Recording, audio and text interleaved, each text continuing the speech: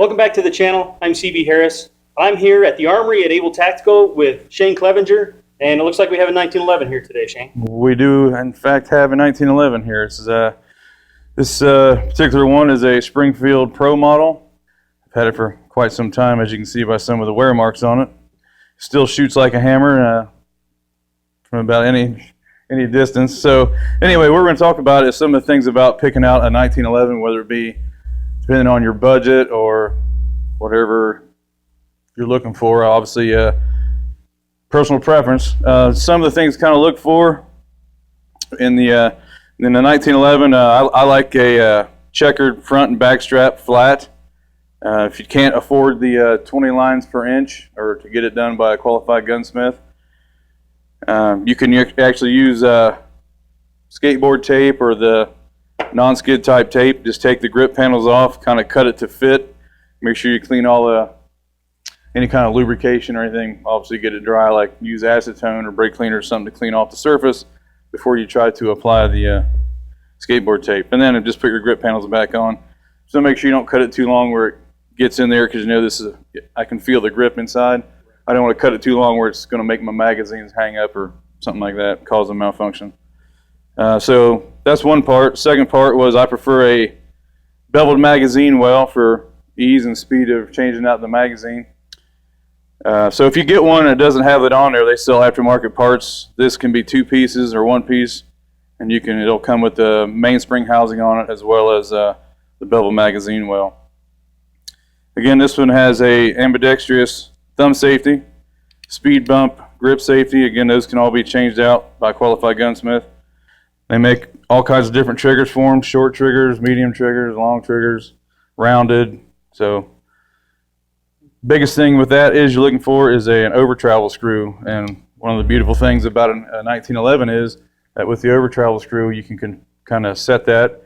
Repeat firing with a 1911, I mean, your trigger is about 1/8 of an inch between sear, disconnect, and reset. So it makes it very, very quick back on there.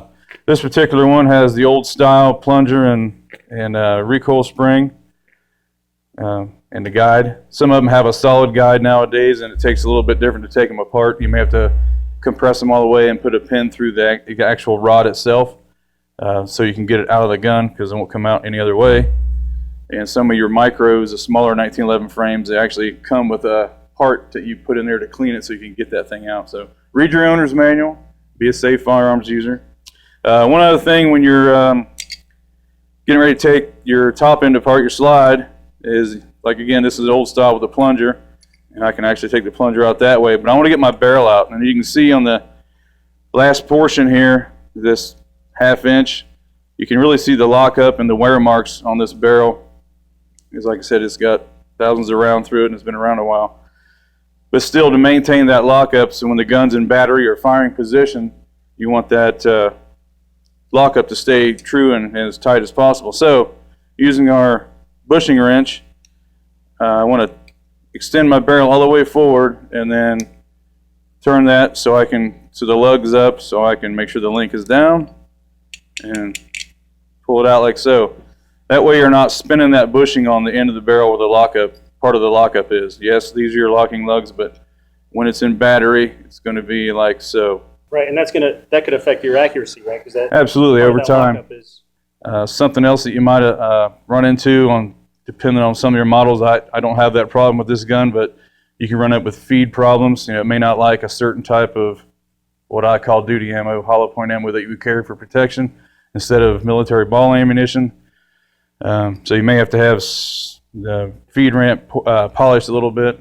So if somebody is going to buy a 1911 and they decide that they're going to go with something used, what should they look for as far as to make sure it's going to be safe and that they're getting something quality?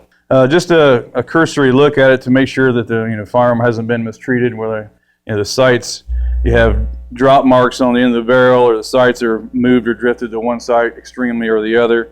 Again, if somebody has the slide off and they're having to drop it on concrete on the back of the rails on the very back of the slide, could cause some issues. So just a cursory look. I mean, I've bought some 1911s that were World War II era guns and were used in World War II, and I've had those, and they were made with good steel most of the time. The 1911's been around for 100 some years, so there's a lot of parts and replacement parts and things like that. So even if you got one that's used and you got a good deal for it and you want to make it a good gun to carry a reliable firearm, that's why they have gunsmiths.